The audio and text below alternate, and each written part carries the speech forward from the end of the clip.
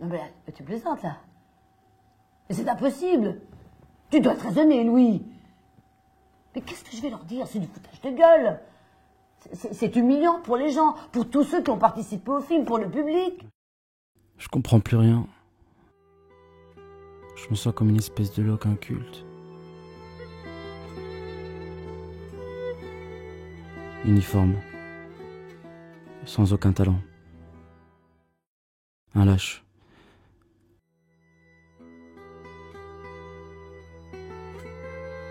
Pourquoi est-ce que mon meilleur ami s'est appelé plus bonne meuf? Je dois être invisible en fait. Invisible.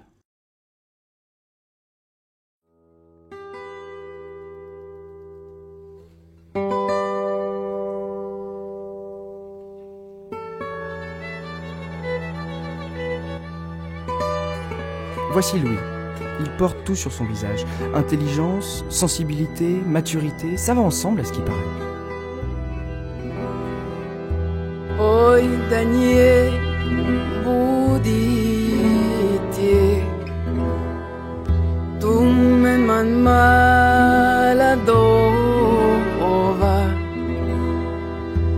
Oi, da paca solniška. Il paraîtrait même que ce genre de garçon, sensible et tout le tralala, pourrait par évidence et de nature avoir une ascendance sentimentale dirigée plus vers le sexe de genre masculin. Et pour couronner le tout, fils unique, ne connaissant pas son père. Qu'est-ce que c'est ça? Was ist denn das? Ich habe keine Lust, meine Zeit zu verlieren. Je ne vais pas perdre mon temps. Chaque samedi depuis l'âge de 5 ans, Louis remontait chaque octave du clavier pour les redescendre aussitôt. Décidé, léger, encore une fois.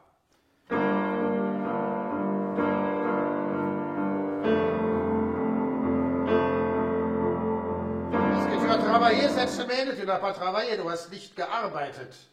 Man muss jeden Tag 3 Stunden arbeiten, mindestens 3 heures par jour. Mais ce jour-là, à ce moment précis, il se passa quelque chose de pas banal qui allait changer plus tard l'existence de Louis.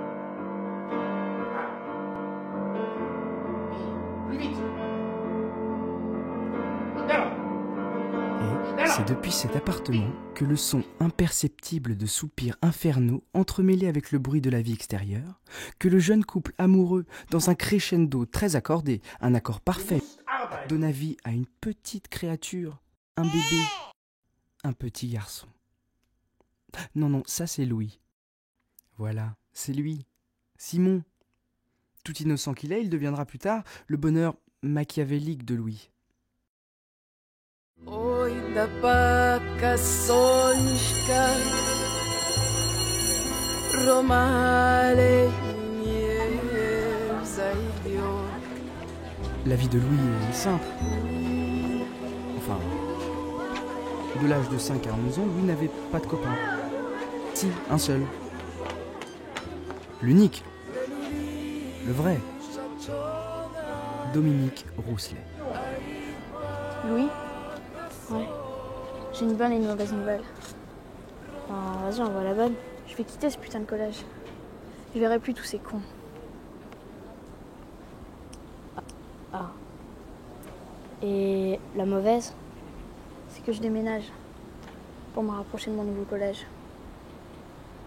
C'est sûr que on se verra le week-end. Et puis t'as qu'à changer de collège aussi. Ah ouais, mais bon, je vais pas pouvoir déménager, moi.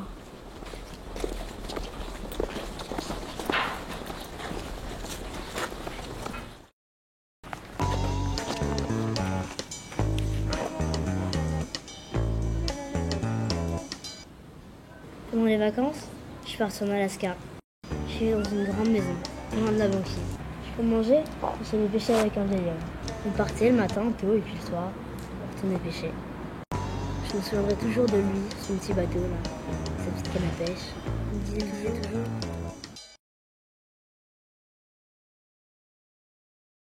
Alors on partait le matin, 5 heures, et puis après la pêche, on avait toujours mon salaire, 3, même des fois 4 poissons. Puis moi, on est toujours un, mon ami le phoque, je t'ai pas raconté. Il y a un phoque, il est toujours derrière la maison, à la même heure, tout le temps. Il attend pour que je vienne lui donner le poisson.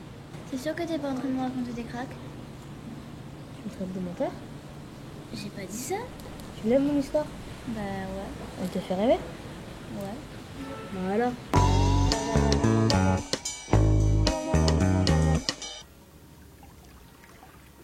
Il faut pas croire qu'à cet âge, les enfants sont innocents.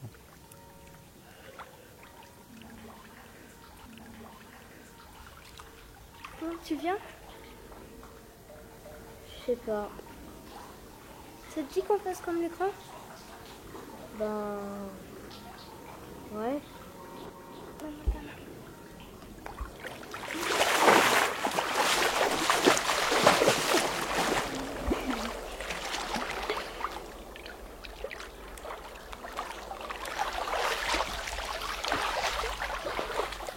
Je ne vous raconterai pas la suite de l'histoire, bien qu'elle soit simple. Louis et Sandrine découvrirent leur corps innocent. Perdus à leur si jeune âge dans ce qui pourrait se nommer dans les hautes sphères célestes la perversion, cela engendrerait chez Louis un décalage profond, une identification au jeune sexe qu'il regretterait sans doute plus tard.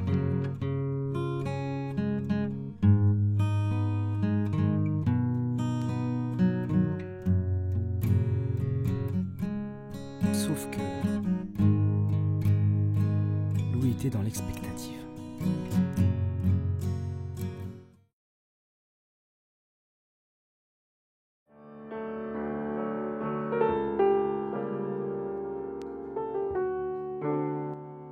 À 16 ans, Louis passait son temps à composer. Il profitait de l'absence de sa mère qui partait travailler tôt le matin pour sécher les cours. Aux chiottes les gamins, les arpèges, les exercices techniques, Mozart, le classique. Louis, dans sa bulle, rêvait.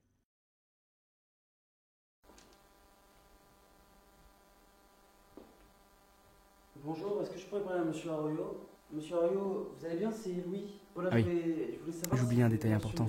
Louis avait pété un câble. Parce qu'en fait, je voudrais... À l'âge de 13 ans, il trouva le moyen de s'échapper de sa petite bulle, qui devenait un peu plus grande de jour en jour. Ben... oui, c'est un long métrage, enfin, je sais pas... Et s'était mis dans la tête de faire du Il cinéma. m'a dit que pour faire un film, fallait Absurde, écrire un scénario, sans doute. alors moi, j'ai écrit. Avec son talent musical. Oui. D'accord, bon... oui, merci, au revoir. Au revoir.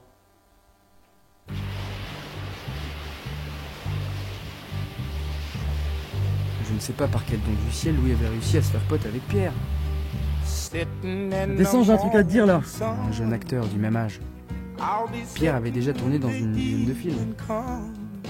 Louis et Pierre se voyaient très souvent. Il avait en quelque sorte construit une autre famille.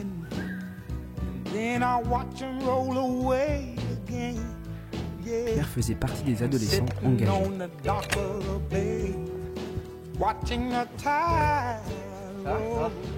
J'ai eu Monsieur Arroyo.